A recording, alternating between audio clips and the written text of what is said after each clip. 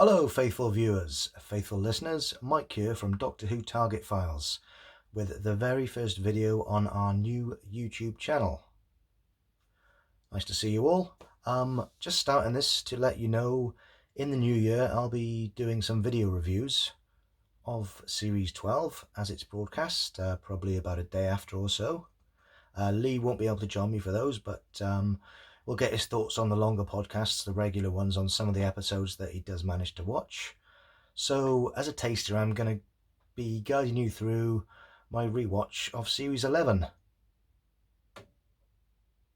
which, of course, was broadcast a year ago, and this is the first time I have rewatched Jodie, Whittaker and Chris Chibnall's debut season. And I'm going to give you my thoughts quickly on episode 1, The Woman Who Fell to Earth. I think, looking back at this episode now, pretty well received at the time, some pretty good viewing figures. Chris Chibnall well and truly began his new era in a very different direction from the end of the Stephen Moffat era with Peter Capaldi. It's obviously a difficult task to introduce so many new characters, but I thought he managed the balance pretty well, considering the criticism we've seen online of some of the characters as the series developed.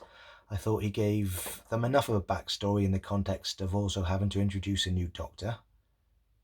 To start off, he went without any opening credits, which was a bit of a bold move and kind of works within the pacing of the story, but I do feel on a rewatch it took me out of it being Doctor Who a little bit, and the fact that he had to set up these new characters so relatively quickly before Jodie's Doctor appeared only about 20 minutes into the episode did take me out of it a little bit again on this rewatch. When Jodie does arrive, she seamlessly guides into the part. One of the very best things about Series 11 is her performance. But I also want to talk about the lady just over my shoulder here on the TV playback, Sharon D. Clarke, playing Ryan's grandmother.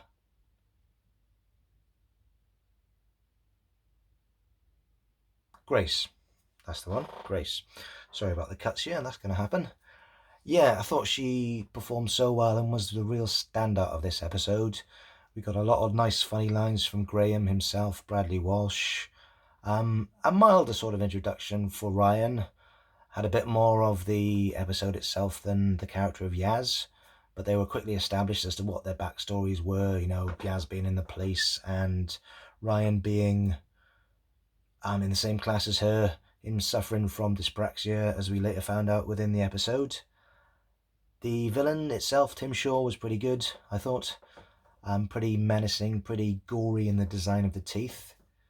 Jodie had a good speech at the end. A good one to establish her as the Doctor, I felt. Parts of the cinematography in this were a little bit dark. I think we saw a better output in the second episode the following week, set in the desert setting and filmed in South Africa, of course.